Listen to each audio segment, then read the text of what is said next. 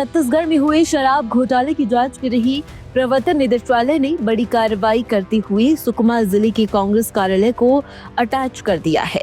बता दें कि छत्तीसगढ़ में ईडी द्वारा कांग्रेस कार्यालय को अटैच किए जाने के विरोध में बेमेतरा जिला कांग्रेस कमेटी ने सिग्नल चौक में जोरदार प्रदर्शन किया।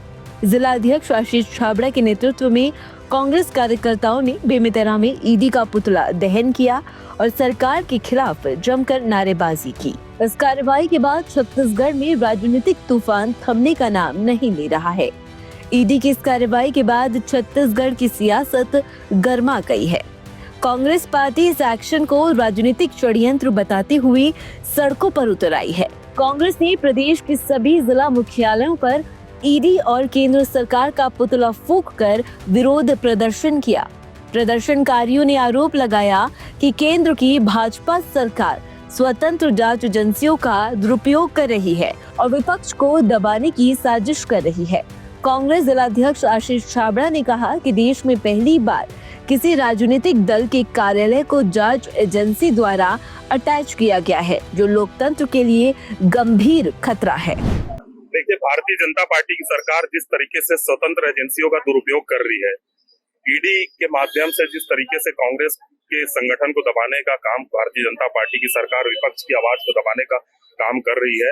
और हमारे कांग्रेस के भवन को पहली बार इतिहास में आप देखेंगे किसी भी राजनीतिक दल के कार्यालय को ईडी में अटैच करने का काम किया, जिसके विरोध में प्रदेश कांग्रेस कमेटी के नेतृत्व में उनके आह्वान पे जिला कांग्रेस कमेटी के माध्यम से यहाँ पे भारतीय जनता पार्टी की सरकार का पुतला दहन और ईडी का पुतला दहन का कार्यक्रम रखा गया था। ईडी जो कार्रवाई कर रही है, हमारे संगठन की जो वो है बिल्डिंग है, उसको तक अटैच कर रही है। इसको लेके इसके विरोध में हम लोग आज धरना प्रदर्शन करने आए हुए हैं, पुतला दहन किए हुए ईडी का। ईडी जो है एक पक्षी कार्रवाई कर रही है, निर्दोष लोगों को परेशान कर रही है, विपक्षियों को परेशान कर रही है।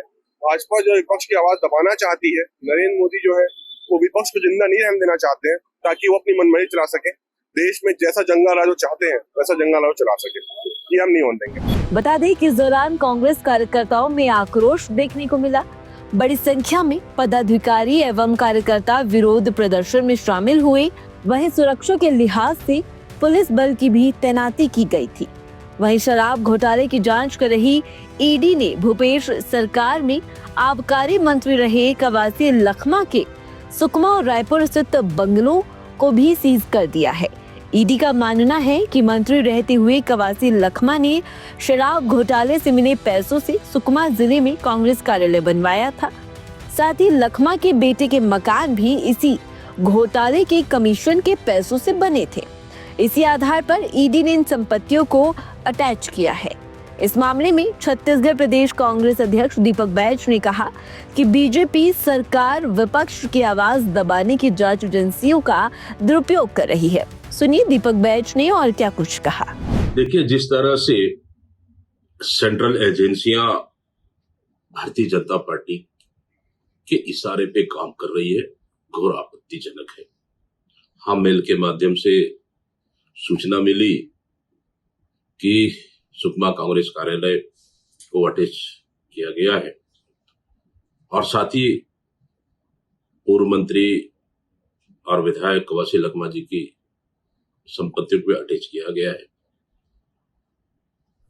कांग्रेस कार्यालय की जितनी भी जानकारियां मांगी थी वो हमने डिटेल उपलब्ध करा दिया गया था और साथ ही कार्यकर्ताओं की मेहनत की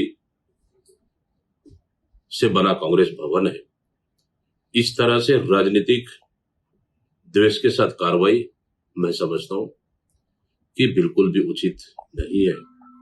और साथ ही जिस तरह से कवासी लखमा जी की संपत्ति और उनके बेटे हरीश कवासी की भी संपत्ति को अटैच किया गया है, ये जानबूझकर कांग्रेसियों पर दबाव बनाने के लिए इस तरह की कार्रवाई कर रही है, तो निश्चित रूप से कांग्रेस इसका पुरजोर विरोध कर। वहीं दूसरी ओर मुख्यमंत्री विष्णुदेव साय ने कांग्रेस के आरोपों को सिरे से खारिज करते हुए ईडी की कार्रवाई को जायज ठहराया है।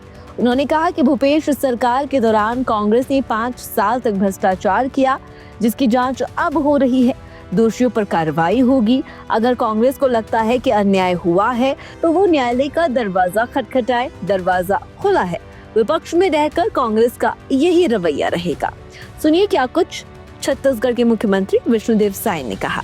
अब देखिए, पूरे 5 साल इन्होंने भ्रष्टाचार किया है और भ्रष्टाचार की जांच केंद्रीय एजेंसियां और हमारे प्रदेश की एजेंसियां भी कर रही हैं और जो भी उसमें दोषीदार होंगे उनके ऊपर तो कार्रवाई होगी ही। अगर उनको लगता है कि उनके साथ अन्याय हो रहा है तो उससे भी आगे न्यायालय का दरवाजा खुला है, लेकिन करें अब, और कर भी क्या सकते हैं, विपक्ष में है तो यही सब करेंगे।